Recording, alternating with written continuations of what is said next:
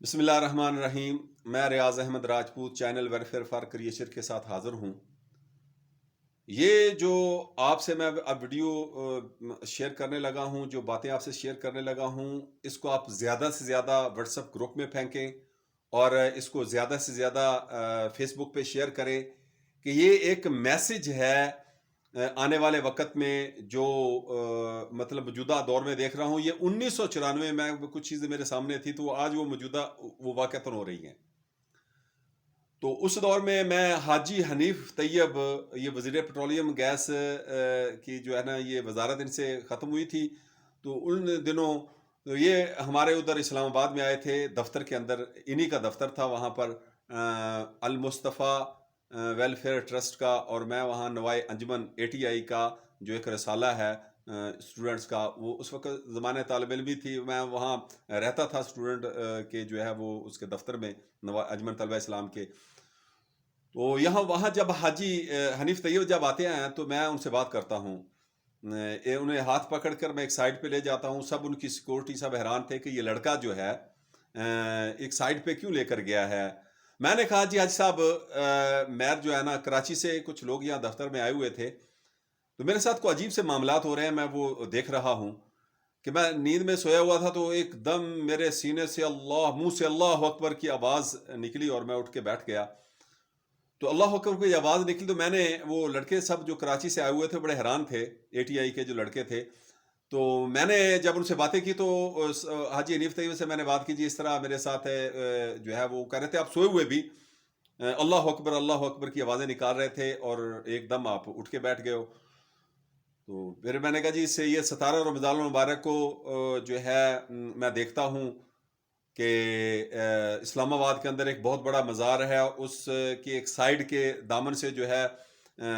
دامن کوہ سے گھوڑے دوڑتے ہوئے جو ہے وہ اسلام آباد میں داخل ہو رہے ہیں۔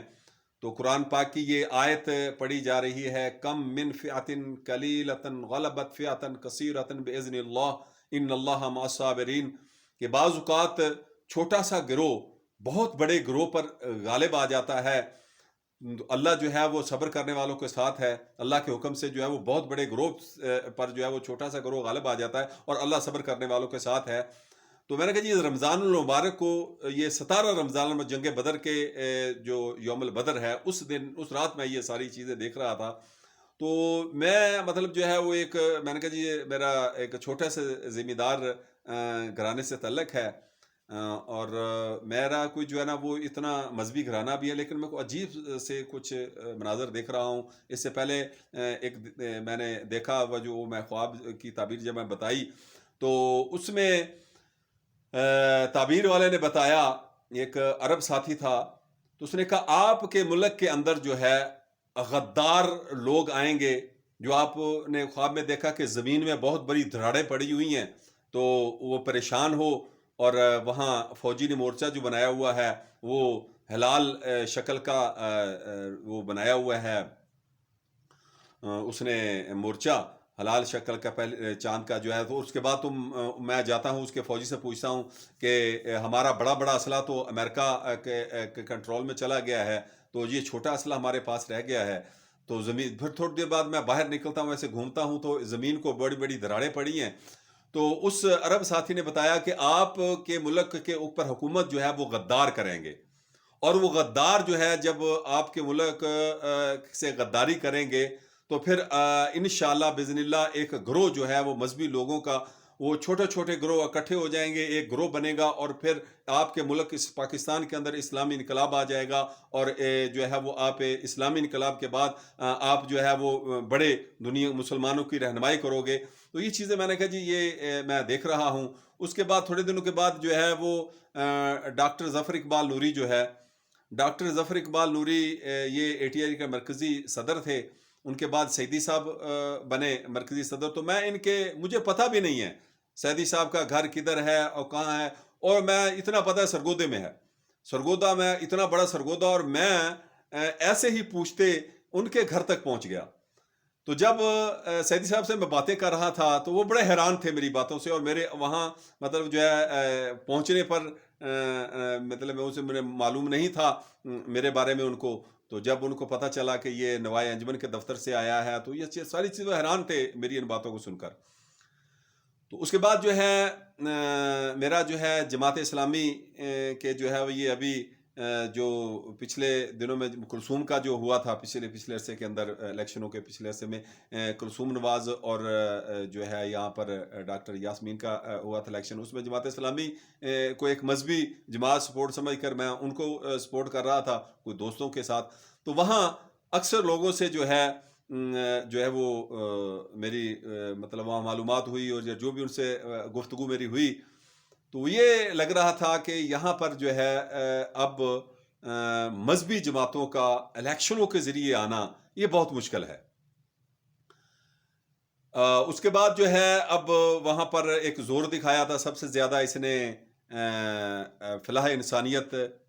کی بات جو ہے انہوں نے بعد میں سیاسی تنظیم بنا لی. تو حافظ سعید کے جو گروپ کے آدمی تھے وہ کافی انہوں نے ووٹ وہاں سے حاصل کیے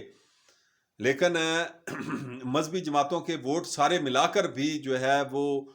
کلثوم نواز کے ووٹ سے جو ہے وہ نہیں ان کے مطلب ملا کے بھی ان کی جیت نہیں ہو سکتی کہ مذہبی جماعتیں مل بھی جاتی. تو یاسمین کے ووٹ اور یہ جو مطلب بے دین جماعتیں ہیں یقیناً اب یہ غداری کر رہے ہیں. یہ جتنی سیاسی جماعتیں ہیں یہ غداری کر رہی ہیں کفر سے مل رہی ہیں اور مطلب جو ہے ان کے یہ مشرف کے دور کے اندر مجھے یاد ہے کہ اس وقت کہا جا رہا تھا کہ امریکہ جو ہے وہ اسلحہ لے جا رہا ہے پاکستان سے وہ چھوٹا اسلحہ لے جا رہا ہے. تو اتنا جدید اس کے پاس چھوٹا بڑا اسلحہ ہے تو وہ بھرے ہوئے مشرف دور کے دور میں وہ بھرے ہوئے ٹرک جو ہے وہ جہازوں میں لوڈ کیے گئے اور وہ ٹرکوں میں کہہ رہا تھا کہ دیکھو مجھے میرا خواب سچا ہو رہا ہے کہ مجھے شک پڑ رہا ہے کہ ان ٹرکوں کے اندر ہمارا بڑا اسلحہ ایٹمی اسلحہ ایٹمی میزائل جو ہے نا وہ غداری نہ کر رہے ہوں. اللہ نہ کرے ہمارا یہ امریکہ جو ہے یہ جو چھوٹے اسلحے کے نام پر جو ہے وہ بڑا اسلحہ نہ یہاں سے لے جائے. یہ مجھے لگ رہا ہے کہ میرا خواب سچا ہو رہا ہے. یہ غدار حکومت کر رہے ہیں ہمارے اوپر. یہ جتنے بھی جماعتیں آئی ہیں پھر وہ باہر سے IMF ورلڈ بینک کے ملازم آ جاتے ہیں کوئی ڈائریکٹر بن جاتا ہے کوئی نگران وزیر اعظم بن جاتا ہے. میں نے کہا یہ ہمارے ساتھ غداری ہو رہی ہے لیکن انشاءاللہ وہ بھی پھر سچا ہوگا خواب کہ جنگ بدر کو میں نے جب دیکھا تھا کہ